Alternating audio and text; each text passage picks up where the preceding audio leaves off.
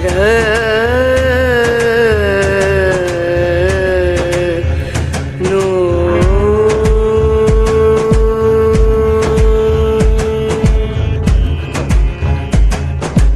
राधे। जय माता की भक्तों, आप सभी का स्वागत करती हूँ स्पिरिचुअल ज्ञान साधना में। और आप सभी से अनुरोध करती हूँ कि स्पिरिचुअल ज्ञान साधना को सब्सक्राइब कर लीजिए और बेल आइकन को प्रेस कर दीजिए ताकि आपको नई नई वीडियोस का नोटिफिकेशन मिलता रहे। जय माता की भक्तों, कैसे हैं आप सभी लोग? आशा करते हैं सभी लोग बहुत अच्छे होंगे और मैया रानी की कृपा से सब लोग बड़े ही प्रसन्न होंगे और माँ की पूजा में आराधना में लीन होंगे। आदिशक्ति दुर्गा की पूजा, आराधना, साधना और उनमें समर्पण का पर्व नवरात्र कहलाता है, जिसमें माँ के 9 रूपों का 9 दिन तक गुणगान और भक्ति की जाती है। तो सभी लोग अपने अपने घरों में, ऑफिस में, जहाँ भी बैठकर मेरी ये वीडियो सुन रहे हैं, सबसे पहले प्रेम से एक बार माँ का जयकारा लगाएंगे। बोलिए प्रेम से माँ शेरा वाली की, माँ आदिशक्ति की, माँ भवानी की जय। तो आज की वीडियो में हम बात करेंगे अखंड ज्योत के विषय में। यदि आप भी अखंड ज्योत जलाना चाहते हैं या आपने अखंड ज्योत अपने घर में जलाई हुई है या आप की अखंड ज्योत बार बार बंद हो जाती है, बुझ जाती है और आपके मन में भारी असंतोष उत्पन्न हो जाता है, तो हम ऐसे किस प्रकार से अखंड ज्योत जलाएं, किस प्रकार से माता की अखंड ज्योत की स्थापना करें ताकि वो बार बार बंद ना हो और अखंड रहे। क्योंकि अखंड ज्योत का नाम ही अखंड इसलिए है कि ये बंद नहीं होनी चाहिए। एक बार आपने अखंड ज्योत प्रज्वलित कर ली तो पूरे 9 दिन तक, जब तक आप ना चाहें तब तक आपकी अखंड ज्योत माता के आगे जगमगाती रहनी चाहिए। जलती रहे शेरा वाली ज्योत तेरी, जलती रहे, जलती रहे शेरा वाली ज्योत तेरी, जलती रहे। इन नवरात्रों को आदि शक्ति को समर्पण करते हुए जो भी भक्त इनमें साधना करता है वह माता की कृपा का पात्र होता है। माँ उसका पग पग पर कल्याण करती हैं। भगवती के आशीष से कर्म, ज्ञान और भक्ति के पथ पर आनंद की प्राप्ति होती है। इनकी कृपा और आराधना से मनुष्यों को स्वर्ग और मोक्ष प्राप्त होता है। इस जगत में माँ की महिमा अपरंपार है। माँ के प्यार की, त्याग की कोई तुलना नहीं की जा सकती। जब इस अनमोल रूप में दैविक शक्ति का वास हो जाए तो ममता के साथ साथ स्नेह प्राप्त करके मनुष्य का जीवन सार्थक हो जाता है। अतः हिंदू धर्म में सभी देवी माँ अपने भक्तों के लिए करुणामयी और सुखों का संचार करने वाली हैं। माता के बहुत ही सुंदर वासंतिक नवरात्र प्रारंभ हो गए। आज नवरात्रि का दूसरा दिन है, माँ ब्रह्मचारिणी का दिन है। तो आप सभी को सबसे पहले नवरात्रि के दूसरे दिन की हार्दिक शुभकामनाएं और कमेंट में जय माता की तो लिखिएगा ही। माँ के नवरात्र आ गए हैं, सभी ने अपने अपने घरों में अपने अपने तरीके से माँ की स्थापना कर ली है। और ये देखिए अखंड ज्योत, अखंड ज्योत जलाने के लिए सबसे पहले आपको एक बड़ी सी अखंड ज्योत चाहिए।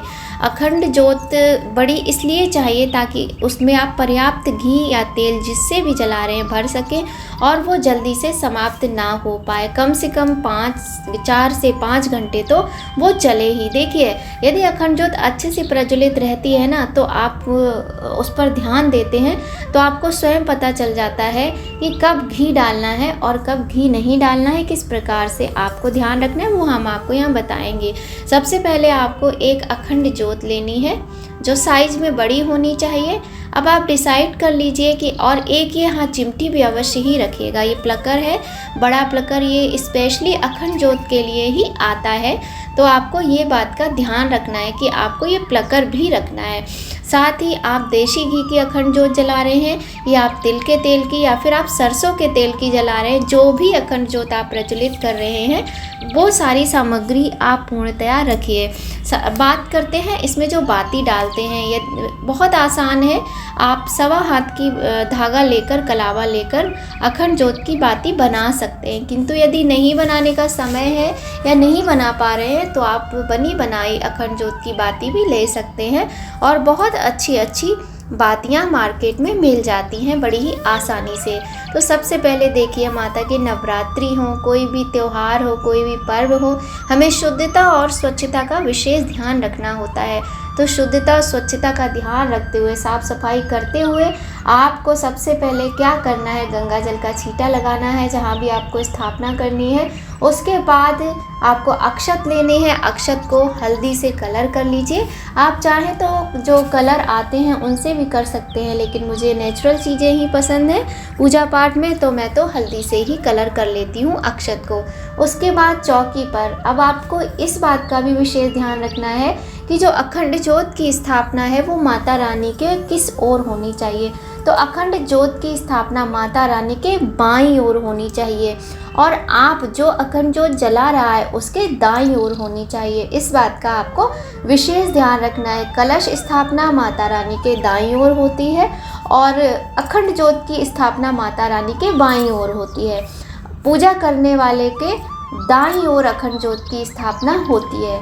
तो उस जगह पर आपको अक्षत ऐसे ही बिछा लीजिए और नहीं तो कोई लाल कपड़ा बिछाकर ध्यान दीजिएगा। ऐसे ही का मतलब ये नहीं है कि बिना कुछ रखे, चाहे तो आप एक प्लेट ले लीजिए। आप चौकी पे आपने कपड़ा बिछा लिया है, बहुत सुंदर बात है। और कोशिश करें ना लाल रंग का ही प्रयोग ज़्यादा करें, क्योंकि माँ को लाल रंग अत्यधिक प्रिय होता है। तो आपको करना क्या है, प्लेट ले लीजिए, प्लेट में आप अक्षत रख लीजिए, नहीं तो आप उस लाल कपड़े पे ही अक्षत रख के उससे अष्टदल कमल बना सकते हैं।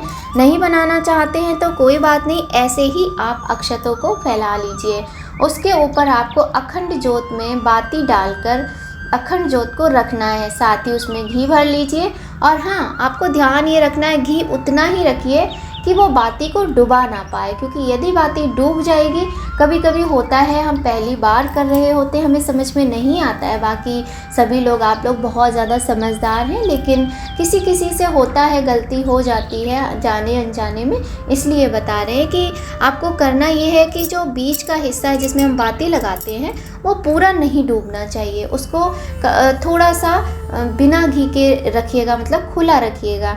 नहीं तो घी अगर ज़्यादा भर देंगे तो भी आपकी बाती जो है, ज्योत जो है, बंद हो जाएगी। इस तरह से देखिए, इसमें घी भर लेते हैं। इसके बाद सबसे पहले आपको ज्योत जलाने से पहले पूजन करना चाहिए। आपको जल छिड़कना होता है और सिंदूर से, रोली से, चंदन से, हल्दी से टीका लगाना है अखंड ज्योत को। उसके बाद आपको अक्षत चढ़ाने हैं, पुष्प चढ़ाने हैं, और जो भी माता को हम भेंट करते हैं वो सारी वस्तुएं हमें अखंड ज्योत को भी भेंट करनी होती हैं, अखंड ज्योत के चरणों में भी अर्पित करनी होती है। जैसे पान, सुपारी, कमलगट्टा, इलायची, लौंग, बताशे, इस तरह से सारी चीज़ें आपको अखंड ज्योत को भी अर्पित करना चाहिए, क्योंकि अखंड ज्योत भी माता का ही स्वरूप है, मैया रानी का ही स्वरूप होता है ज्योत में। कहते हैं जब ज्योत जलती रहती है तो मन को कितनी शांति मिलती है, क्योंकि माँ हमारे यहाँ विराजमान रहती हैं। माँ घर घर में विराजती हैं, माँ सबके मन में विराजती है। माँ तो सर्वत्र हैं, हर जगह हैं। माँ को देखने के लिए सिर्फ हमें क्या चाहिए, माँ के प्रेम के प्रति, माँ के भक्ति के प्रति समर्पण का भाव चाहिए पूर्ण रूप से, है ना। तो इस तरह से आपने जाना कि अखंड ज्योत तैयार कैसे करनी है। पूजन करने के पश्चात आप अखंड ज्योत को प्रज्वलित कर लीजिए।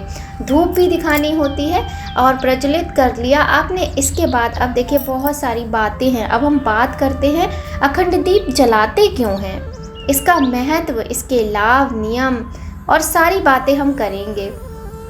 अखंड दीप क्या है? कोई भी दीप प्रकाश का द्योतक है, प्रकाश ज्ञान का, परमात्मा से हमें संपूर्ण ज्ञान मिले, इसीलिए दीप प्रज्वलन करने की परंपरा है। कोई भी पूजा हो, कोई भी समारोह हो, दीप प्रज्वलित सबसे पहले किया जाता है। समस्त शुभ कार्यों का आरंभ दीप प्रज्वलन से ही होता है। नवरात्रि का हिंदू धर्म में विशेष महत्व है। साल में हम माता रानी की कितनी आराधना करते हैं, किंतु नवरात्रि के दौरान माता रानी को प्रसन्न करने के लिए जिस प्रकार से हम कलश स्थापना करते हैं उसी प्रकार से हम अखंड ज्योति की स्थापना भी करते हैं। तो हमें कुछ ध्यान रखना चाहिए कुछ बातों का। अखंड ज्योति पूरे 9 दिन तक बिना बुझे जलाने का प्रावधान होता है। अखंड ज्योत जलाने के बाद देखिए नियम इसका यही है कि यदि आपके घर में आपको लॉक लगाना पड़ता है, आप वर्किंग हैं और आपके घर में आपके पीछे से कोई होता नहीं है, तो आप अखंड ज्योत ना जलाएं। क्योंकि अखंड ज्योत जलाने के बाद हमें इस बात का विशेष ध्यान रखना होता है कि हम अखंड दीप को अकेला छोड़कर घर में नहीं जाते हैं, घर को लॉक नहीं करते हैं। ये सबसे बड़ा नियम है, आपको इस बात का विशेष ध्यान रखना है। नवरात्रि में 9 दिनों तक माँ को प्रसन्न करने के लिए अखंड ज्योत हम प्रज्वलित करते हैं। यदि आपके पास गाय का घी आपके पास उपलब्ध है तो बहुत अच्छा रहेगा, आप गाय के घी की ही ज्योत जलाएं। और अगर नहीं है तो आप तिल के तेल की ज्योत भी जला सकते हैं। और बहुत सारे लोग प्योर सरसों का, जो शुद्ध सरसों का तेल होता है, उसकी ज्योत भी जलाते हैं। तो आप इन चीज़ों का अपना अच्छे से प्रबंध कर लीजिएगा। इसके बाद ज्योत को ढकने के लिए आपको इस तरह से कवर आते हैं, कांच के आते हैं, ये क्रिस्टल का है, और भी बहुत तरह के आते हैं। तो आप कवर ज़रूर ले लीजिए, क्योंकि खुला नहीं छोड़ते हैं, कीड़े मकोड़े इधर उधर से आते हैं, है ना। और कभी कभी होता है कि थोड़ा सा दरवाज़ा खोला, हवा चल रही है तो बंद हो जाती है। तो कवर करके रख के ना हमें बहुत ज़्यादा ध्यान रखना पड़ता है अखंड ज्योत का। और जब 9 दिन तक हम अखंड ज्योत जलाते हैं, तभी तो इसको अखंड कहा जाता है। मान्यता है कि नवरात्रि में दीपक जलाए रखने से घर परिवार में सुख शांति बनी रहती है और सभी कार्य सिद्ध हो जाते हैं। इसलिए नवरात्रि के पहले दिन संकल्प करते हुए अखंड दीप को जलाना चाहिए और नियम अनुसार उसका ध्यान भी रखना चाहिए। नवरात्रि के दौरान जलाए जाने वाले दीप अखंड ज्योत को जलाने का जो नियम है, अब हम थोड़ी सी बातें उसके विषय में कर लेते हैं। हमने आपको बता दिया किस तरह से आपको अखंड ज्योत लेनी है, कैसे बाती बनानी है, कैसे स्थापना करनी है, माता की किस दिशा में स्थापना करनी है। और देखिए, ये तो सभी जानते हैं, पूजा सदैव ही पूर्व की तरफ मुख करके करनी चाहिए। तो माता का मुख पश्चिम में होगा और आपका मुख पूर्व में होगा, इस बात का ध्यान रखना है। अब हम बात करते हैं कि जो अखंड ज्योत है वो किस धातु की होनी चाहिए। तो देखिए, सबसे अच्छी तो पीतल की ही मानी जाती है। आप चाहे तो सोने चांदी का भी इस्तेमाल कर सकते हैं, किंतु आप स्टील वगैरह का, लोहे का इस्तेमाल ना करें। यदि आपके पास पीतल का पात्र नहीं है तो आप मिट्टी के पात्र को भी इस्तेमाल कर सकते हैं अखंड ज्योत जलाने के लिए। मगर मिट्टी के दीप पात्र में अखंड ज्योत जलाने से पहले दीप पात्र को 1 दिन पहले भिगोया जाता है और उसे पानी से निकालकर साफ कपड़े से पोंछकर सुखाकर ही अखंड ज्योत की स्थापना की जाती है।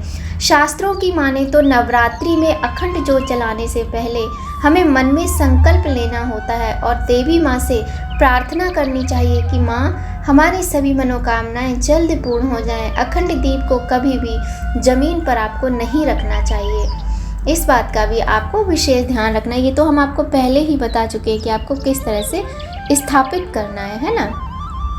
इसके बाद आपको क्या करना है, घर में अकेला नहीं छोड़ना है, ये बात भी हम कर चुके हैं। और आप कांच की चिमनी या फिर जो भी, चिमनी का मतलब वही है जो भी ढकने के लिए जो ढक्कन नुमा जो चीज़ें आती हैं वो आपको करनी चाहिए। और साथ ही आपको ये भी ध्यान रखना है, जब आप अखंड दीप प्रज्वलित करेंगे तो माता रानी का कोई भी मंत्र आप पढ़ते रहिए, ठीक है। जैसे कि ओम जयंती मंगला काली भद्रकाली कपालिनी दुर्गा क्षमा शिवा धात्री स्वाहा सुधा नमोस्तुते।